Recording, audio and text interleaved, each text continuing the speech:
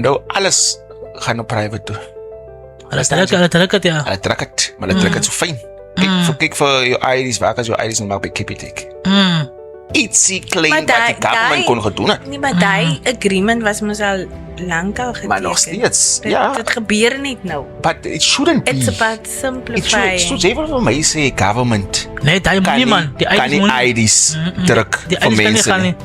Dit is 'n belangrike ding hy. So as in die land. kleine goedjies wat nou private gestoor word na private tot begin so, môre sien jy die mense deel met jou water is nou Private company. Pep wat nou met jou water jy moet goed by Ja? Pep betaal. Ja. Jy moet by verstaan jy Ek kom nou. Oh no, ons kom klaar by die winkeltjies. Presies, bra. Man hier in die verlede kon ek koop by by Presies. En nou jou foreign shops. Hulle wat koop ek nou. So jy nou even nie by die foreign dinge so. Verstaan jy? Het die mense gedink dat die apartheid government vir hulle die goede net so hard gee vind. Hulle reg dink ons gaan government entities vir hulle net so gee. Nooit ons so terug. And that's how they get it back, my brother.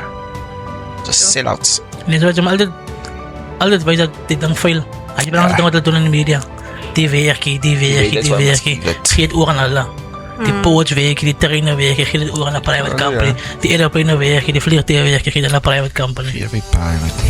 Laat ons vra wat besit die government nog reg. Jo, julle.